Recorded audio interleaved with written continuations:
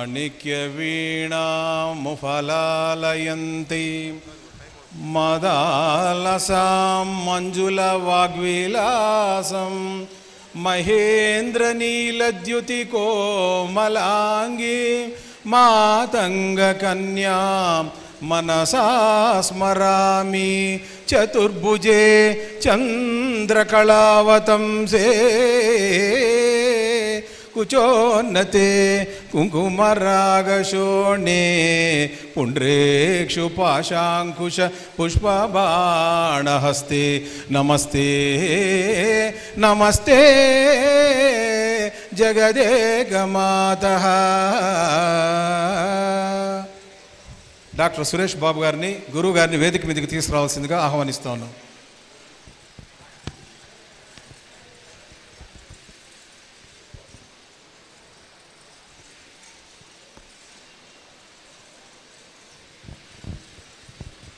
ఓం నమో నారాయణే ఓం నమో నారాయణే ఓం నమో నారాయణే ఓం నమో నారాయణే ఓం నమో నారాయణే ఓం నమో నారాయణే.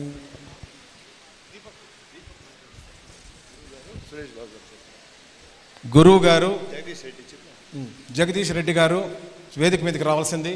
Doctor Suresh Babu గారితో కలిసి గురువు గారు ఈరోజు దీప ప్రజ్వలన గావిస్తారు.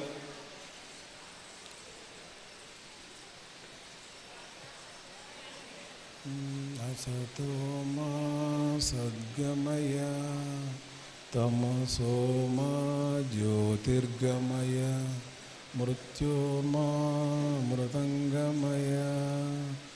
ఓం శాంతి శాంతి శాంతి.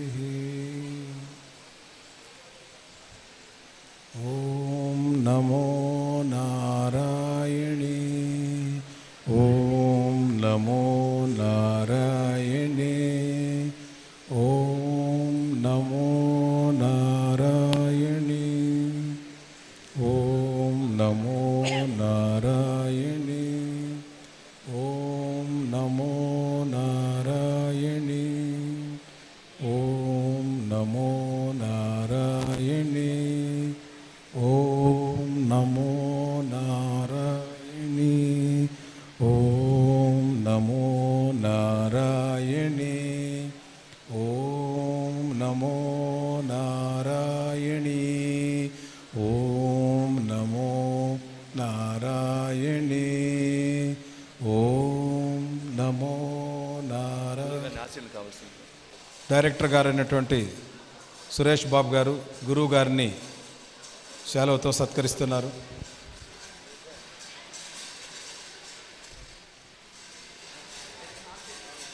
ఓం నమో నారాయణే ఓం నమో నారాయణే ఓం నమో నారాయణే ఓం నమో నారాయణే. హరి ఓం. 2024 సంవత్సరం ఏప్రిల్ నెల 28వ తేదీ చిత్తూరు పట్టణంలోని నాగయ్య కళాక్షేత్రంలో జరుగుతూ ఉన్న వడ్డాది సుబ్బారాయ కవి రచించిన భక్త చింతామణి శతకం మీద జరుగుతూ ఉన్న 3 రోజుల ప్రసంగాలలో చివరి రోజు ప్రసంగానికి మీకు అందరికీ హృదయపూర్వకంగా స్వాగతం పలుకుతున్నాం. మాతృదేవోభవ.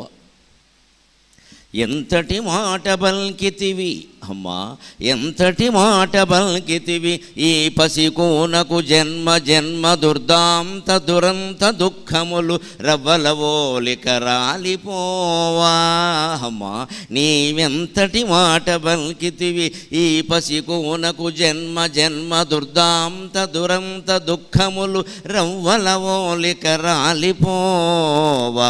నీ ఎంతటి తల్లి ఈ సుతుని ఆదరణంబును మెచ్చెనన్న నీ ఎంతటి తల్లి ఈ సుతుని ఆదరణంబును మెచ్చెనన్న నేనంతకు మించి కోరు పరమార్థములేదిల నేనంతకు మించి కోరు పరమార్థములేదిల మాతృదేవత. మా అమ్మగారు మా ఇంట్లో ఉన్న రోజుల్లో ఒకరోజు బాగా ఆనందపడి, ఇంకెంతకాలం ఉంటానో తెలియదురా, ఉన్నంతకాలం నీ దగ్గరే ఉండాలని ఉంది, నువ్వు కోడలు కూడా బాగా చూసుకుంటున్నారు నన్ను అని అంటే అప్పటికప్పుడు ఆశువుగా పలికిన పద్యం ఇది. ఎంతటి మాట బలికితివి. నాకొక్కసారి ఆ మాట వినగానే, నేను ఎంఫిల్లో ప్రథమ స్థానం సాధించినప్పుడు ఎన్టీ రామారావు గారి నుంచి స్వర్ణ పథకం అందుకున్నప్పుడు కలిగిన ఆనందం కంటే, డాక్టరేట్ డిగ్రీ పొందినప్పుడు కలిగిన ఆనందం కంటే, నీ ఇంట్లోనే ఉండాలని ఉంది అని మా అమ్మ అన్నప్పుడు నాకు ఎక్కువ ఆనందం కలిగింది. అది నేను అన్నిటికంటే గొప్ప యోగ్యతాపత్రంగా భావించి ఆశువుగా పద్యం చెప్పగలిగే శక్తి ఉంది కాబట్టి, అవధానిన కాబట్టి ఆ మాట వినగానే వచ్చింది ఈ పద్యం. ఎంతటి మాట బల్కెతివి ఈ పసికోనకు జన్మ జన్మ దుర్దాంత దురంత దుఃఖములు రవ్వల ఓలికరాలిపోవా. తల్లి ప్రేమని తండ్రి ప్రేమని వారి ఆశీస్సుల్ని మనం పొందగలిగా ఉంటే జన్మ జన్మల పాపాలన్నీ పోతాయని శాస్త్రం చెబుతోంది. కాశీయాత్ర శతేనచ సేతుస్నాన సహస్రేణ ఏకం మాతృవందనం అంటారు. 100 సార్లు కాశీ వెళ్ళిన దానికి కంటే కూడా, సేతు రామేశ్వరంలో 1000 సార్లు స్నానం చేసిన దానికంటే కూడా, అశ్వమేధ శతేనచ అశ్వమేధ యాగాలు 100 చేసిన దానికంటే కూడా ఒక్కసారి తల్లికి తండ్రికి నమస్కారం చేస్తే అంతకంటే ఎక్కువ ఫలితం లభిస్తుందని శాస్త్రం చెబుతోంది. నమస్కారం అంటే ఒట్టి నమస్కారం కాదు, నేను పొద్దున్న లేవగానే నమస్కారం చేస్తానండి ఎందుకంటే మా అమ్మ అప్పటికే వృద్ధాశ్రమంలో ఉంటుందండి అని చెప్పకూడదు. నేను రోజు చేస్తానండి, రోజు పెడతానండి, అక్కడ మా అమ్మ అప్పటికే వృద్ధాశ్రమంలో ఉంటుంది అందుకని వెళ్ళి దండం పెట్టి వస్తానండి అంటే గుళ్ళోకి వెళ్ళి దేవుడికి దండం పెట్టినట్టు పెట్టి రావడం అన్నమాట. ముందు అసలు వృద్ధాశ్రమంలో ఎందుకు పెట్టావు అది ఆలోచించాలి. మనం బతుకుండగా వాళ్ళు వృద్ధాశ్రమంలో ఉంటున్నారంటే మరోలా అనుకోవద్దు, మనం బతికి ఉన్నా లేనట్టే లెక్క. అంత తీవ్రంగా ఆలోచించాలి ఈ సమస్యని. వాళ్ళ వృద్ధాశ్రమాలు బాగా పెరుగుతున్నాయి. అది నిర్వహించే వాళ్ళ గురించి మనం మెచ్చుకోవలసిందే. వాళ్ళు ఏదో చేస్తున్నారు సేవ, కానీ ఉండాల్సిన విషయం కాదు అది. వృద్ధాశ్రమాలు బాగా తగ్గిపోవాలి. పూర్వంలాగే ఉమ్మడి కుటుంబ వ్యవస్థలు పెద్దవాళ్ళని దగ్గర పెట్టుకుని దేవతల్లా చూసుకోవడం అనే వ్యవస్థ మళ్ళీ రావాలి. మా ప్రవచనాలకి మొత్తం లక్ష్యం అంతా అది. ఆ పెద్దల్ని సేవ చేసుకోవడం, వృద్ధోపసేవనం అనేది మళ్ళీ మన పాత సంప్రదాయం తిరిగి రావాలి. ఏది రాదని అనుకోవద్దు. కాలం ఎప్పుడూ చక్రం లాంటిది, నిచ్చెన కాదు. పోయిందే మళ్ళీ వస్తూ ఉంటుంది, వచ్చింది మళ్ళీ పోతూ ఉంటుంది. కాలం ఎప్పుడూ అంతే. వసంత గ్రీష్మ వర్ష శరద్ హేమంత శిశిర ఋతువులు వరుసగా వస్తాయి. శిశిర ఋతువు వెళ్ళింది, మళ్ళీ వసంతం వచ్చింది. ఇప్పుడు మనం చూస్తున్న క్రోధినామ సంవత్సరం ఇప్పటికి ఎన్ని 100 సార్లు వచ్చిందో ఎవరికి తెలుసు. 60 ఏళ్ళకు ఒకసారి వస్తూనే ఉంటుంది. అలాగే ప్రతి సంప్రదాయం పోయిందనుకుంటాం, పొరపాటు మళ్ళీ వస్తుంది. వ్యక్తి తన తప్పుల్ని తాను గ్రహించి సంస్కరించుకున్నట్టే సమాజం కూడా తన తప్పుల్ని తాను సంస్కరించుకుంటుంది ఖచ్చితంగా. వ్యక్తి గ్రహించుకోవడానికి వ్యక్తి మీదే ఆధారపడి ఉంది. సమాజం గ్రహించుకోవాలంటే మన అందరి మీద ఆధారపడి ఉంది. అందుకు మనతోనే మొదలవ్వాలి, అందరి మీద ఆయన గెంటేయకూడదు. అందుకని అప్పుడు నాకేమనిపించింది అంటే, జన్మ జన్మల దుర్దాంత దురంత దుఃఖాలన్నీ రాలిపోయాయమ్మా. నీ అంతటి తల్లి ఈ సుతుని ఆదరణంబును మెచ్చెనన్న నేనంతకు మించి కోరు పరమార్థములేదిల మాతృదేవత. అంతటి తల్లి, ఎంతోమంది బిడ్డల్ని కన్న తల్లి, అందరూ ఆవిడ్ని దేవతలాగే చూసుకున్నప్పటికీ నా దగ్గర ఉంటాను అందుంటే నాకు అంతకంటే యోగ్యతాపత్రం ఉంటుందా? ఎవరైనా సరే పొందవలసింది అదే. ఎన్ని చింతామణి శతకాలు విన్నా, ఎన్ని రకాల క్షేత్రాలు తిరిగినా, తీర్థాలు తిరిగినా, యాత్రలు చేసినా, అంతిమంగా మన కుటుంబ బాధ్యతల్ని మనం సక్రమంగా నిర్వర్తించి కుటుంబ సభ్యుల మెప్పు పొందలేకపోతే జన్మ వృధా అయినట్టు లెక్క. భార్యకి భర్త ప్రశంస ముఖ్యం, భర్తకి భార్య ప్రశంస ముఖ్యం. తల్లిదండ్రుల విషయమే కాదు ఇక్కడ. మన ప్రవర్తన మన భార్యకి నచ్చినప్పుడు ప్రపంచంలో మనకు దండలేస్తూ ఉపయోగమే ఉందండి. ఇంటికి వెళ్ళగానే ఆవిడ మూతి విరిచేస్తూ ఉంటే అక్కడ. అలాగే భార్య ప్రవర్తన భర్తకు నచ్చకపోతే ఈవిడ ఎంత ఉద్యోగస్తురాలైతే, ఎంత అధికారి అయితే, ఎంత సంపాదిస్తే ఎవరికి కావాలండి అవన్నీ? వీళ్ళిద్దరిని చూసి పిల్లలేమీ నేర్చుకోకపోతే కుటుంబ వ్యవస్థ ఎందుకు ఇంకా? అంచేత ముందు కుటుంబ సభ్యుల దగ్గర మంచి పేరు తెచ్చుకోలేకపోతే జీవితం వృధా అయినట్టే. మంచి కుమారునిగా, మంచి కుమార్తెగా, మంచి కోడలిగా, మంచి కూతురుగా, మంచి భర్తగా, మంచి భార్యగా, మంచి తల్లిగా, మంచి తండ్రిగా కుటుంబంలో మన బాధ్యతలు ఏమున్నాయో వాటిని సక్రమంగా నిర్వర్తించవలసింది. ఆ నిర్వర్తిస్తూ ఉంటేనే ఒక్కోసారి ఏమవుతుంది అంటే మనం ధర్మంగానే ఉంటాం, కానీ మనకి లాభం రాదు. ఏవో కొన్ని ఇబ్బందులు కూడా వస్తాయి. పైగా తప్పు పని చేసేవాళ్ళు, బాధ్యతలు తప్పించుకుని తిరిగేవాళ్ళు సుఖంగా ఉంటారు. దాన్ని చూసి మనకి బాధగా ఉంటుంది. నేను ధర్మంగా ఉన్నాను, నా బాధ్యతలన్నీ చేశాను, నాకేమిటి కష్టాలు? అదిగో మా వాడు ఉన్నాడు, మా అన్నయ్యో, మా తమ్ముడో, మా అక్కో, మా చెల్లో, ఎవరైనా మా బంధువులో, మా మిత్రుడు, వాడు సుఖంగా ఉన్నాడు, అన్నీ వదిలేసి గాలికి తిరుగుతున్నాడు, లోకమంతా వాడిని గౌరవిస్తుంది, వాడి దగ్గర డబ్బు ఉంది బాగాను, నేను ఇంత చేస్తే నా దగ్గర ఏమీ లేదు, నాకు వ్యాపారాల్లో కూడా నష్టాలు వస్తున్నాయి, ఈ ధర్మం నన్నేం కాపాడింది అనేటువంటి అనుమానం ప్రతి మనిషికి వస్తుంది. దానికి సమాధానం చెబుతున్నాడు మహానుభావుడు వడ్డాది సుబ్బారాయ కవి భక్త చింతామణి శతకంలో. ధర్మంబొక్కపుడు అత్యధర్మమునకుంతానోడును, తన్మూలము ఆ మర్మంబు ఈశ్వర నీకుగాని తెలియన్ మా బోంట్లకు శక్యమే. దుర్మార్గత్వము వృద్ధి పొందనది ఎంతో సాయమౌ కావునన్ నిర్మూలింపుము దోషపోషకము తండ్రి భక్త చింతామణి. నిర్మూలింపుము దోషపోషకము తండ్రి భక్త చింతామణి. ధర్మం ఒక్కప్పుడు అత్యధర్మమునకుంతానోడును.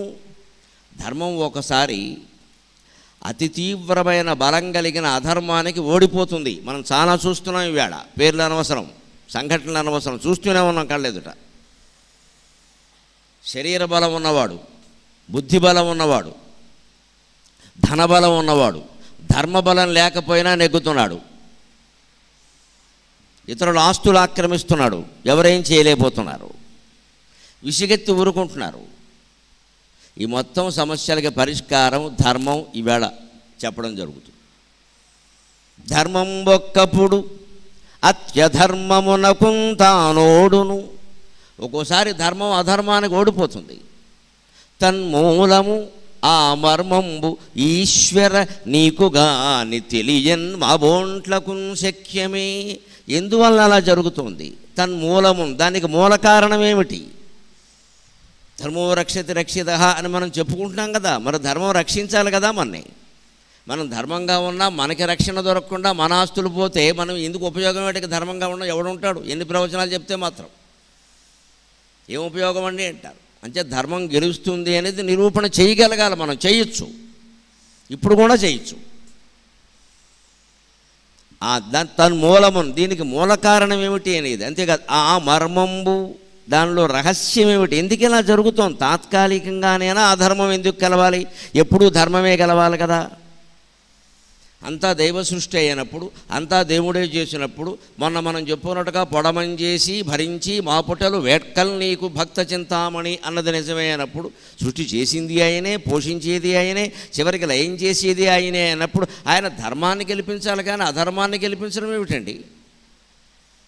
ఎందుకు భగవంతుడు ఇలా చేస్తాడు? ఇది నిజంగా ఆయన చేస్తున్నాడా, లేదు ఏదైనా మాయ వల్ల జరుగుతుందా? దానికి సమాధానం ఇక్కడ దొరుకుతుంది. జాగ్రత్తగా విందాం.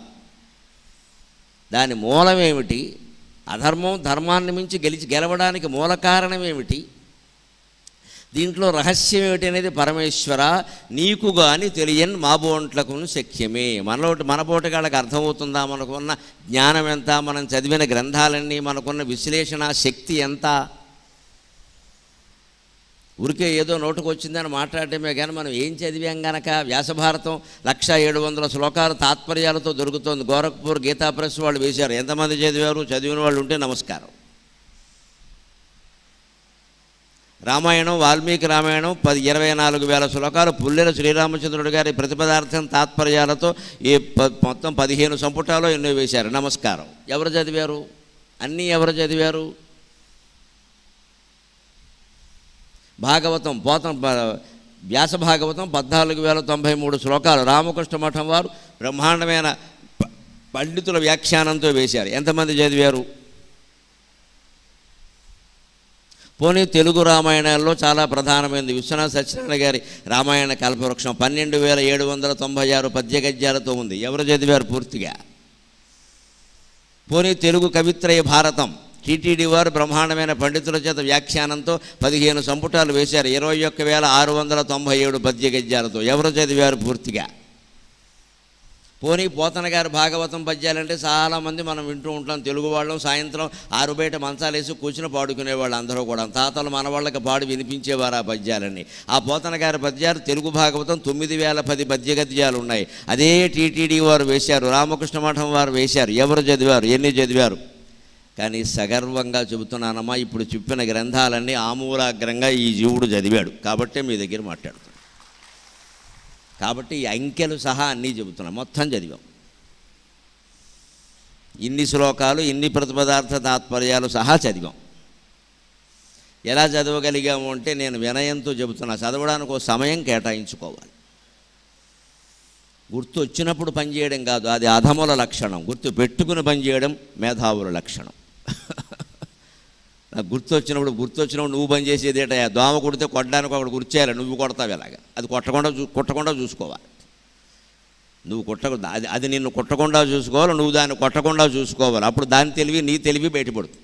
అందుకని అది కుట్టిన తర్వాత ఓ దెబ్బ కొట్టి నేను కొట్టకేం చేస్తావు కుడుతుంటే? గుర్తు వచ్చినప్పుడు పని చేయడం నాకేమిటో గుర్తు రావట్లా. పెట్టుకుంటే వస్తుంది. గుర్తు పెట్టుకో. మనం అన్నం తింటున్నాం, ఎవరికో ఫోన్ చేయాలనిపించింది, అన్నం తింటూ ఫోన్ చేయకూడదండి, దరిద్రం. అది అన్నం అరగదు. అది ఈ మెడ దగ్గర ఇది పెట్టుకోవడం, తింటూ ఉండడం ఏం దరిద్రం అది? ఆపే, చేయకు. నీకు గుర్తొచ్చింది అంతే కదా. అక్కడ అన్నాలు తినే చోట బల్ల మీద చెంచాలో గరిట్లో వల్లకాడు వచనపురం ఉంటాయి కదా, ఓ చెంచేది నీ పక్కన పెట్టు. ఆడ్ మ్యాన్ అవుట్ అంటారు ఇంగ్లీషులో దీన్ని. ఉండవలసిన వస్తువు ఉండకూడని చోట ఉంటే ఏదో గుర్తొస్తుంది మనకి వెంటనే. ఆ చెంచా అక్కడ ఉండాలి. ఇక్కడ ఎందుకు ఉంది? ఓ వెంకట్రావుకు ఫోన్ చేయాలి అని అన్నం తిన్నాక చేస్తాం. అది దాన్ని గుర్తుపెట్టుకునే విధానం. అంతేగాని అలా అనుకుని వదిలేసి ఫోన్ ఎక్కడుంది పట్టుకురా, ఇప్పుడు అన్నం తినడం మానేసి ఫోన్ మాట్లాడతాడు వీడు.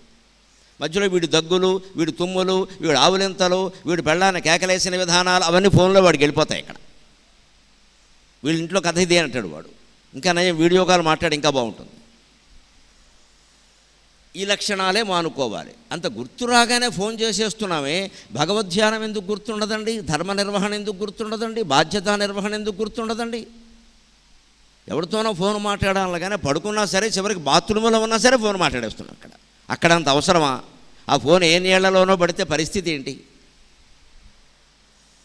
ఇదే మన జీవితం పట్ల మనం తీసుకోవలసిన జాగ్రత్త. గుర్తు పెట్టుకుని పనిచేయాలండి, గుర్తు వచ్చినప్పుడు చేయడం కాదండి, గుర్తు పెట్టుకోవాలి. అప్పుడే పని జరుగుతుంది, ఏదైనా అప్పుడే జరుగుతుంది. అంచేది ఎందుకు దీనికి మర్మం ఏమిటి అంటే మామూటి వాళ్ళకి తెలియదయ్యా అన్నారు. కానీ లోకంలో జరుగుతున్నది ఏమిటి?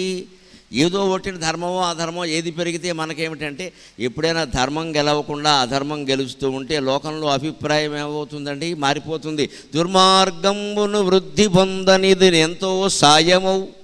దుర్మార్గం మరింత పెరిగిపోతుంది అధర్మం పెరుగుతుంటే. అవునా కదా? అధర్మం గెలుపు సాధిస్తూ ఉంటే కోర్టుకి ఎడతారు, ఎవరో దెబ్బలాడుకుంటారు. అందులో ఒకళ్ళదే ధర్మం. ఎప్పుడు న్యాయస్థానానికి వెళ్ళిన వాళ్ళలో ఒకళ్ళదే ధర్మం. ఇద్దరిదే ధర్మం అయితే ఎలా కుదురుతుందండి? వెళ్ళాల్సిన పనే లేదు.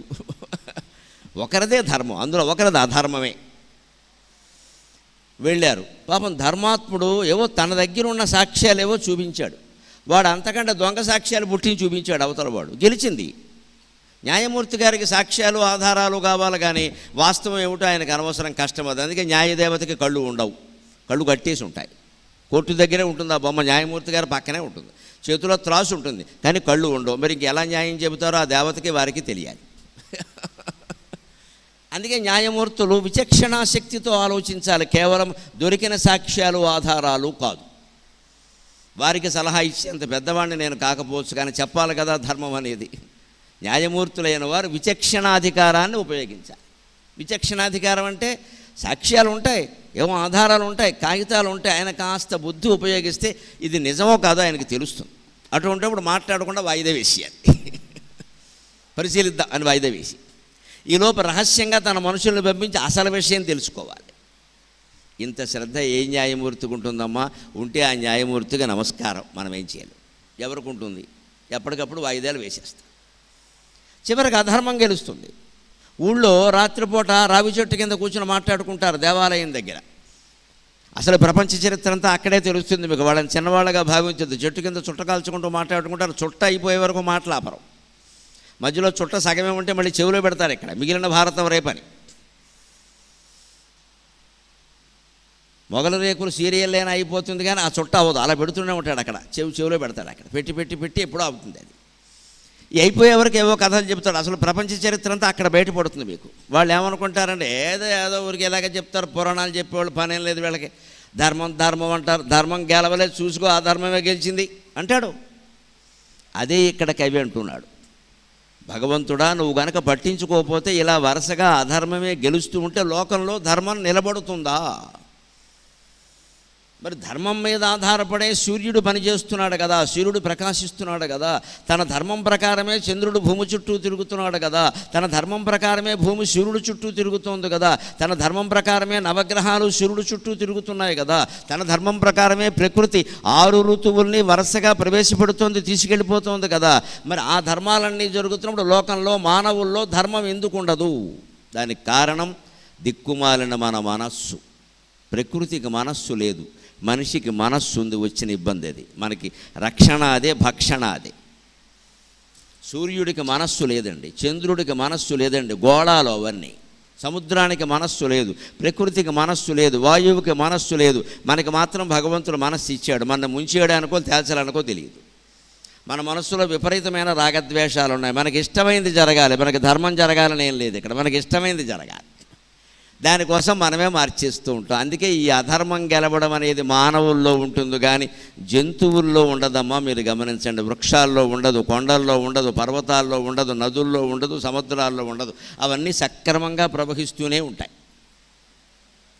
ఎప్పుడూ సింహమే ఏనుగును చంపుతుంది, ఏనుగు సింహాన్ని చంపదు. లెక్కది అంతే. దేని పరాక్రమం దానికి ఉంది. సింహమే ఏనుగును చంపుతుంది, ఏనుగు సింహాన్ని చంపదంతే. కానీ ఇక్కడ సింహం లాంటి మనిషిని కుక్క లాంటి మనిషి వేసేస్తాడు ఈ లోకంలో. కుక్క లాంటి వాడు బుద్ధి కుక్క, వాడు మనిషి కుక్కే. వాడు వెళ్ళి సింహాన్ని చంపేస్తాడు. ఇక్కడ సింహం లాంటి వాడు లేపేస్తాడు. దానికి తోడు ఇంకా 10 కుక్కలను కలుపుకుంటాడు. ఇక్కడ జరుగుతోంది లోకంలో. అంచేత పరమేశ్వర, ఇలా అధర్మమే గెలుస్తుంటే లోకంలో ఇంకెవరూ ధర్మాన్ని పాటించరు కదా, అది నీకు సంతోషమా అంటున్నాడు ఆయన. అంతే కదా, మరి దేవుణ్ణి అడగాలగా. అందుకే ఒక్కడు గుర్తుపెట్టుకోండి దయచేసి. తిరుపతి కాదమ్మా, ఏ గుళ్ళోకి వెళ్ళినా దేవుణ్ణి కోరికలు కోరద్దు, ప్రశ్నించండి. ఇంత జరుగుతుంటే ఏం చేస్తున్నావయ్యా అని అడగండి అమ్మా. దేవుడికి కూడా బుద్ధి వస్తుంది నన్ను అడిగితే. మనం అడగవనా, అదంతా మనకెందుకు, మాకు మనవడిని ఇచ్చే చాలు. ఏం చేసుకుంటావు మనవడిని? పుట్టు వెంట్రుకలు తీయిస్తావు, గుండు గీసేసి, అంతేనా? దేశాన్ని గురించి ఒక కోరిక కోరామా? సమాజాన్ని గురించి ఒక కోరిక కోరామా? అందరం గుండెల మీద చేతులు వేసుకుని ఆలోచిద్దామండి. దేవుడు గుళ్ళోకి వెళ్ళి మన ఊరు గురించి, మన ప్రజల గురించి ఏమైనా అడగమండి. అసలు మనం సొంతమే ఎంతసేపు యథవసోది.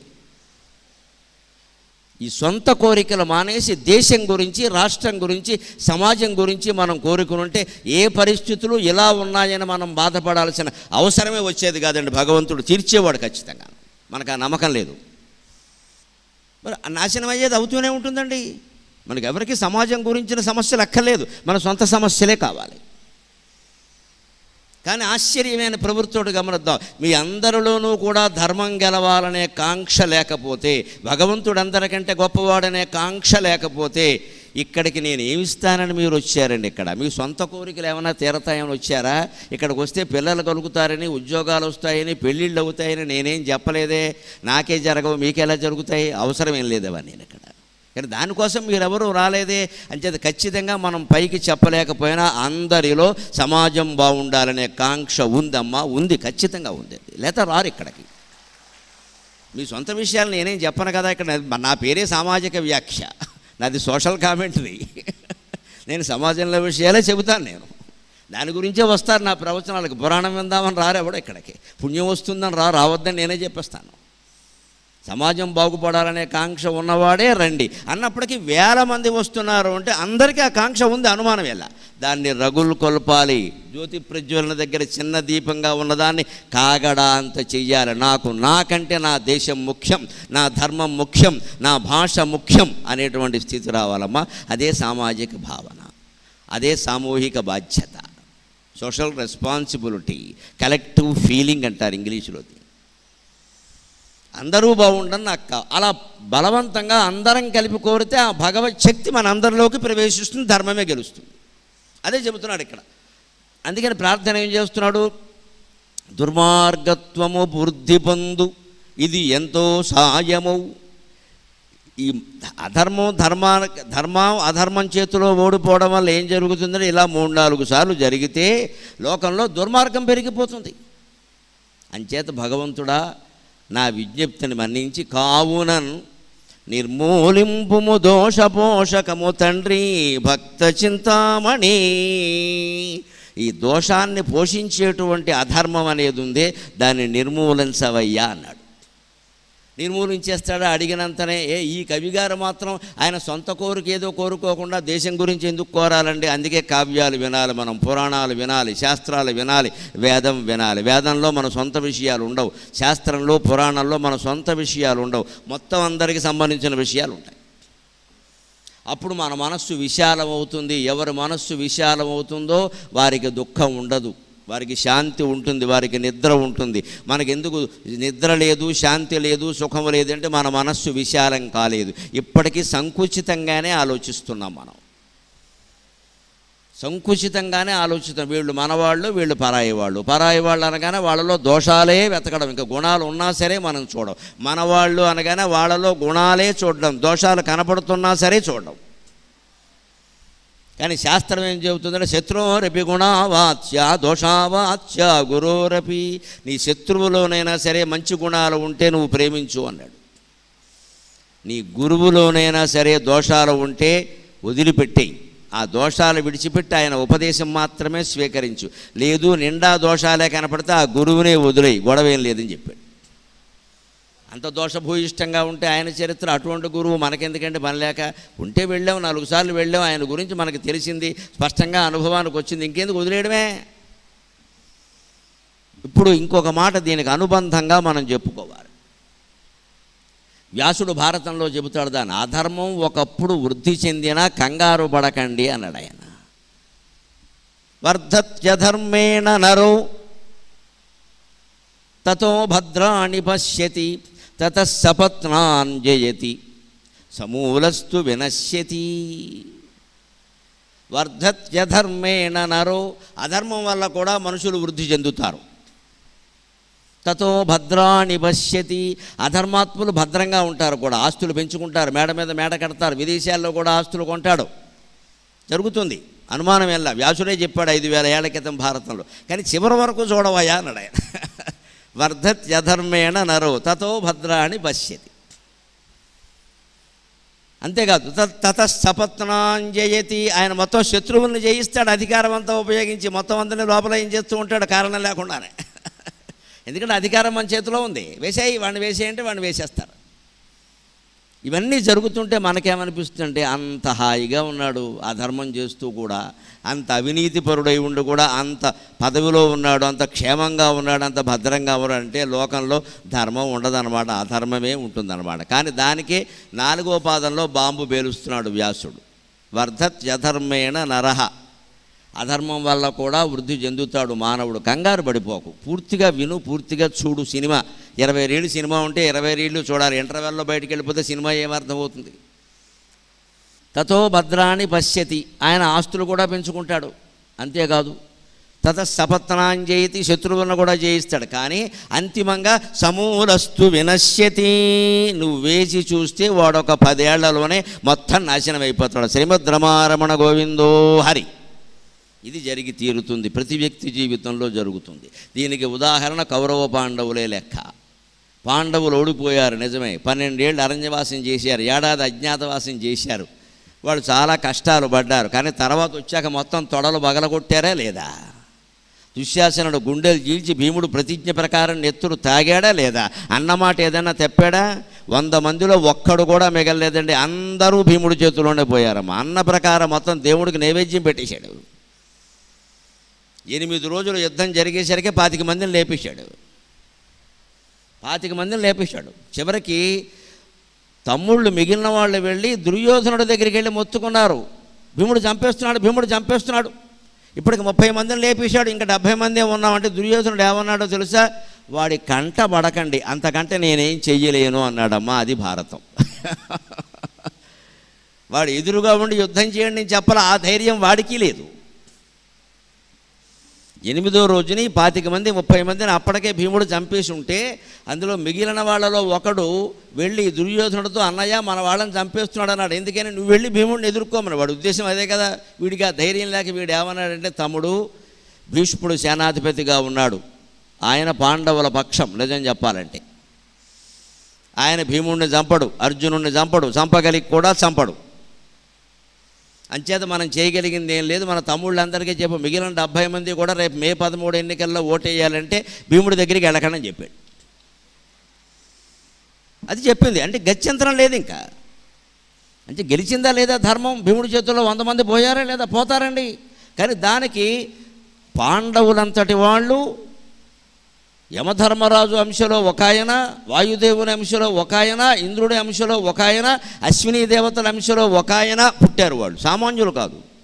అందులో ధర్మరాజు సూర్యోపాసకుడు, భీముడు చంద్రోపాసకుడు, అర్జునుడు శివోపాసకుడు, నకులుడు అశ్విని దేవతల ఉపాసకుడు, సహదేవుడు అగ్ని ఉపాసకుడు. ఇన్ని ఉపాసనలు ఉన్నాయి.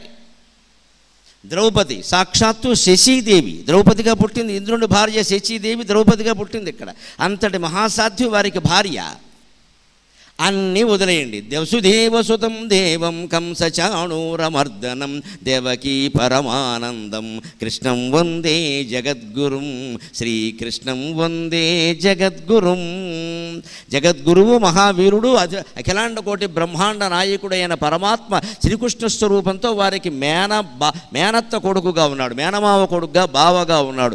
ఇంత సహాయం కలిగుండి పాండవులు వాళ్ళ ధర్మాన్ని వాళ్ళు గెలిపించడానికి 13 ఏళ్ళు పట్టింది. మనకి పట్టదా అండి? ఆలోచించాలి. ఈలోపు మనం పార్టీ మార్చేయకూడదు. ధర్మం గెలిచే వరకు ఓపికగా ఉండి మనం ధర్మాన్ని గెలిపించాలి. కానీ ఓ ఏడాదో 6 నెలల్లో చూసి ధర్మం గెలవలేదు కదా అని మనం కూడా అధర్మంలో చేరిపోకూడదు. వెళ్ళి అక్కడ పైగా ధర్మాన్ని ఏ పరిస్థితుల్లో భగవంతుడు సాయం చేస్తాడో, ఎప్పుడు గెలుస్తుందో కూడా భారతంలో చెబుతారు. మీకు అందరికీ మనశ్శాంతి కలుగుతుంది ఆ మాట వింటే. అది చెబుతా. పాండవులు జోదంలో ఓడిపోయి వనవాసానికి వెళ్ళాక అరణ్యవాసంలో ఉండగా ఓ 6 నెలల్లో గడిచాక శ్రీకృష్ణుడు వాళ్ళని చూద్దామని వెళ్ళాడు, సత్యభామతో సహా, ఇంకా ఇతర బంధువులు సహా. పలకరిద్దాం. మేనత్త కొడుకులు కదా, కుంతీదేవి కొడుకులు కదా, మేనత్త కొడుకులు కష్టాల్లో ఉన్నారు. ఏదో జోదంలో ఓడిపోయారు, వనవాసానికి వచ్చారు, అడవుల్లో ఉంటున్నారు, ఆకులు అలములు తింటున్నారు. మన బంధువులు కదా, పరామర్శకి వెళ్ళాలి కదా అని శ్రీకృష్ణుడు వెళ్ళాడు. వెడితే అప్పుడు ధర్మరాజు కొంచెం నిష్ఠురంగా ఓ మాట అన్నాడు. ధర్మరాజు పైకి అనడు, నర్మగర్భంగా అంటాడు. చేసేవి ఆయన చేసేస్తూ ఉంటాడు. ఆయన మనస్సును ఆయన నిగ్రహించుకోడు. కానీ కాపాడనందుకు కృష్ణుడు అన్నాడు ఆయన, బావా బావా బాగున్నావా, ఏమిటో మీకు ఇంత కష్టం వచ్చిందంటే, అవునులే బావా ఇప్పుడు గుర్తొచ్చాను నీకు, జోదంలో ఓడిపోయి వస్త్రాపహరణం కూడా అయిపోయి ఏడాది అయ్యా గుర్తొచ్చాం, నువ్వు ఇంత దేవుడు అయి ఉండి మమ్మల్ని ఏం కాపాడేవయ్యా అన్నట్టుగా నర్మగర్భంగా అన్నాడు. అప్పుడు కృష్ణుడు ఏం చెప్పాడో తెలుసా? రాముడు లాంటి వాడు కాదండి కృష్ణుడు, చాలా తేడా ఉందండి. రాముడు ముక్కుసూటి మనిషి, స్పష్టంగా చెప్పేస్తాడు. వాలి నన్ను అడిగితే సీతాదేవిని 10 నిమిషాల్లో తెచ్చిచ్చేవాడిని కదా, ఈ బోడు సుగ్రీవుడు ఎవడయ్యా అన్నాడు. అంటే వేధవా, నువ్వు అధర్మాత్ముడివి, నీ సాయం నాకు అక్కర్లేదు, బలహీనుడైనా సరే ధర్మాత్ముడైన సుగ్రీవుడే నాకు కావాలి అని తన అభిప్రాయాన్ని కొండబద్దలు కూడా చెప్పాడు రాముడు. ఎందుకంటే ఆయన రాముడు, ఆయనకు బాగా తెలుసు మాట్లాడడం. లౌక్యం ఏమన్నాడో తెలుసు, బావా బావా ఏమనుకోకు, నువ్వు జూదం ఆడినప్పుడు నేను ద్వారకలో లేను, అందుకే రాలేకపోయాను, దూరంగా ఉన్నాను. సౌభశాళుడని ఒక రాక్షసుడు లాంటి వాడు ఉన్నాడు, వాడు ద్వారక మీద దండెత్తాడు, నేను వాడిని జయించడానికి వెళ్ళాను, ఆకాశంలో యుద్ధం జరిగిందయ్యా బాబు, 6 నెలలు జరిగింది ఏకంగా, అందుకే దూరంగా ఉన్నాను, నేను రాలేకపోయానంటే పాపం వెర్రి ధర్మరాజు, అవును దూరంగా ఉండడం వల్ల రాలేదు, దగ్గరగా ఉంటే వచ్చేవాడే అనుకున్నాడు. ఇది సరైన సమాధానమేనా అండి? అందుకే శ్రీకృష్ణుడిది లీల, రాముడిది ధర్మం. రాముడు జీవితం తెరిచిన పుస్తకం, నువ్వేం అనుమానించవలసిన అవసరంలా అన్నీ అక్కడే ఉంటాయి. నువ్వు కోర్టుకి వెళ్ళే పనేం లేదు అందులో, ఏది ధర్మమో అదే చేస్తాడు ఆయన. అసలు రాముడు చేశాడు అంటే అది ధర్మం అని ఆలోచించాలి అంతే. కృష్ణుడు అలా కాదు, నా జీవితం లీల, మీకు అర్థం కావడం చాలా కష్టం, వెర్రి వ్యాఖ్యానాలు చేయకండి అన్నాడు. నేను ద్వారకలో లేనయ్యా అన్నాడే, అది ధర్మరాజుకి ఏమర్థమైందంటే ఈయన నిజంగా ద్వారకలో లేడు కదా అని అర్థమైంది. ద్రౌపదీదేవి పక్కనే ఉంది, జుట్టు విరబోసుకుని, ఆవిడ నవ్వింది, బాగా చెప్పాడని. మరి ద్వారకలో లేనివాడు ద్రౌపది పిలిస్తే ఎలా వచ్చాడండి? వస్త్రాపహరణ సమయంలో చీరలు చీరలు చీరలు చీరలు మొత్తం Bommana stores, Chandana stores, RS brothers అన్నీ వచ్చేయండి, కంచి మహాలక్ష్మి సిల్కు. ఈ కంపెనీ వాళ్ళు ఎవరు నాకు డబ్బులు ఇవ్వాలి, ఊరికే గుర్తొచ్చిన పేర్లు చెప్పాను, నా శీలాన్ని శంకించకండి. అవన్నీ ఎలా వచ్చేయండి ఆలోచించండి. కృష్ణుడు రక్షించాడా లేదా? గోవింద ద్వారకావాసిన్, అందుకే నవ్వొచ్చింది ద్రౌపదికి. ద్రౌపది ప్రార్థించేటప్పుడు ఏం చేసిందంటే ద్వారకావాస గోవింద అంది. ద్వారకావాస నీవుడి పిలిస్తే ద్వారకావాసుడైన వాడు కనపడకపోవచ్చండి, ఆధార్ కార్డు ఇవ్వాలేటి, ఇక్కడ రక్షిస్తే చాలుగా. కనబడడం ఎందుకు? కనబడిన ఆయన మూసేస్తాడు దుర్యోధనుడు, కనబడలేదు రక్షించాడు. రక్షించకపోతే చీరలు ఎలా వచ్చాయి అక్కడికి? ఒక గజం కాదు 16,000 గజాల చీరలు వచ్చాయి. దుశ్శాసన లాగి లాగి లాగి చేతులు అవిసిపోయి వదిలేశాడు, ఇంకా నా వల్ల కాదని. ఎవడైనా బట్టల కొట్టు పెట్టుకుంటే ఓ ఏడాది బ్రహ్మాండమైన లాభాలు వచ్చాయి, అందులో రంగురంగుల చీరలా నేను. అది ఒక మహామాయ, దుశ్శాసనుడిని మాయలో ముంచాడు కృష్ణుడు అలాగా అని. అందుకే ద్రౌపది నవ్వింది, నన్ను కాపాడాడు, ధర్మరాజును ఎందుకు కాపాడలేదంటే ద్వారకలో లేనంటాడేమిటి, ద్వారకలో ఉన్నాడో లేదో నాకెందుకు, నేను పిలిస్తే వచ్చాడా లేదా అంటే. కృష్ణుడు అండంలో ఉద్దేశం ఏమిటో తెలుసా? అక్కడ మహాభారతానికి వ్యాసభారతానికి వ్యాఖ్యానం రాసిన మహానుభావుడు నీలకంఠ దీక్షితులు గారని, ఆయన 18వ శతాబ్దంలో వ్యాఖ్యానం రాశాడు. ఇప్పటికీ భారతానికి వ్యాఖ్య అంటే నీలకంఠ వ్యాఖ్య అని చాలా ప్రామాణికంగా చెబుతారు దాన్ని. ఆయన ఏం రాశాడు అంటే, ద్వారకలో లేను అనడంలో కృష్ణుడి ఉద్దేశం ఏమిటంటే ద్వారకా నగరంలో లేనని అర్థం కాదు. నవద్వారే పురే దేహే పంజరే వికగో అనిలగ యత్తిష్టతి తదాశ్చర్యం ప్రయాణే విస్మయకృతః. నవద్వారాలు కలిగినటువంటి నీ శరీరంలో ధర్మరాజా నేను లేను అంటే నువ్వు నన్ను నీ మనస్సులో స్మరించలేదు. ఎంతసేపు పేకాటాడే 6, 3, 3, 6 అని, అందుకే సంకనాకి పోయావు, స్మరించుంటే గెలిచేవాడివి అన్నాడు.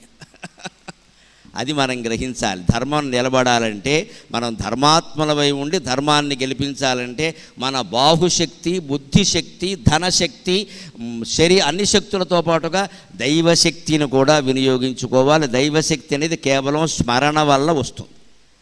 బాహుశక్తి సంపాదించాలంటే బాగా తినాలి, వ్యాయామం చేయాలి. బాగా తినేసి వ్యాయామం చేయకపోతే పొట్ట పెరిగిపోతుంది, తినకుండా వ్యాయామం చేస్తే ప్రాణమే పోతుంది.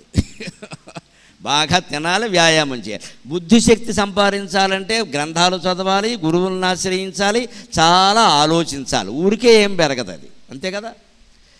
10 మంది బలగాన్ని పోగేసుకోవాలంటే వాళ్ళందరికీ ఏవో ఉపకారాలు చేయాలి, లేకపోతే ఎవడు ఉంటాడండి మన దగ్గర. ఒక 10 మంది మన చుట్టూ ఉండాలంటే వాళ్ళ పనులేవో మనం చేసి పెట్టాలి, వాళ్ళ సాయం చేస్తూ ఉండాలి. ఇదంతా చాలా కష్టం. అందుకే నన్ను అడిగితే బాహుశక్తి కంటే, బుద్ధిశక్తి కంటే, జనశక్తి కంటే అన్నిటికంటే తేలికైంది దైవశక్తిని సంపాదించడమే. అది నీ స్మరణమే ఆధారపడు. నీకు దానికి మొన్న చింతామణి కవి చెప్పినట్టే సమయం బక్కరలేదు, వేరొకరి సహాయమును వలదు. దానికి సమయంతో నిమిత్తం లేదు, ఇంకొకరి సహాయం నిమిత్తం లేదు. నువ్వు అన్నం తింటూ చేయొచ్చు, పడుకుని చేయొచ్చు, ఏ పని చేస్తూనే ఇల్లు ఊడుస్తూ చేయొచ్చు, ఏ పని చేస్తూనైనా దైవస్మరణ చేయొచ్చు. నిరంతరం దైవం నిన్ను అంటి పెట్టుకుని ఉంటాడు. అప్పుడు నువ్వు ధర్మం గెలవకపోతే ఏం గెలుస్తుందయ్యా? నువ్వు గెలుస్తావు. నువ్వు ధర్మాన్ని అంటి పెట్టుకుంటే నువ్వే గెలుస్తావు. ఇది కృష్ణుడి తాత్పర్యం. అందుకే ధర్మరాజుకి అర్థమే కాకుండా ఏమన్నాడంటే, అలాగే నీ ద్వారకలో నేను లేనయ్యా అంటే నీ శరీరంలో నేను లేను అండంలో ఇంకో మాట ఏమంటే, నిజంగా నువ్వు పేకాడుతూ కూడా నన్ను స్మరించి ఉంటే అసలు పేకాట్లో నువ్వే గెలిచేవాడు అయ్యా, వాడెందుకు గెలుస్తాడు అన్నాడు. ఇప్పుడు ఇంకో రహస్యం గమనించండి. పేకాట ఆడేవాళ్ళు, రకరకాల వ్యసనాలు ఉన్నవాళ్ళు వదలలేకపోతే ఓ పని చేయండి, ఆ పని చేస్తూ కూడా భగవంతుడిని స్మరించండి, వారం రోజుల్లో వదిలేస్తారు. అధవసంత కృష్ణుడిని స్మరిస్తూ ఈ దరిద్రమేటని వదిలేస్తాడు. అంచేత దుర్వ్యసనాలు వదలలేకపోయినా భగవంతుణ్ణి వదలకూడదండి, భగవంతుణ్ణి వదలకూడదు. మన జీవితాలు బాగుపడాలంటే అంతే. ఇలా ఉంటూ గుళ్ళోకి వెళ్ళొచ్చా, ఇలా ఉంటూ స్మరణ చేయొచ్చా, ఇలా ఉంటూ స్తోత్రం చదవచ్చా అనకండి. అలా ఉండకండి. అదెందుకు మానేస్తారు? స్తోత్రం చదువుతున్నాం కాబట్టి అది మానేయచ్చు కదా. కాబట్టి ఈ పని మానడు, అది మానేస్తాడు. ఏది మంచి పనో అది మానేస్తాడు, ఈ దరిద్ర పని మానడు ఇక్కడ. అంతకంటే ఆ మంచి పని కోసం ఈ దరిద్ర పని మానేయచ్చు కదా. అంచే ధర్మరాజు కృష్ణుడు స్వయంగా చెప్పాడు స్పష్టంగా, నువ్వు అసలు నన్ను స్మరించి ఉంటే శకుని ఎందుకు గెలుస్తాడయా పందెంలో, నువ్వే గెలిచేవాడివి. అంత ఉపయోగిస్తుంది భగవత్ శక్తి. నువ్వు ఏం చేసినా ఉపయోగిస్తుంది అది. ఇక ధర్మం చేస్తే ఉపయోగిస్తుందని వేరే చెప్పక్కల.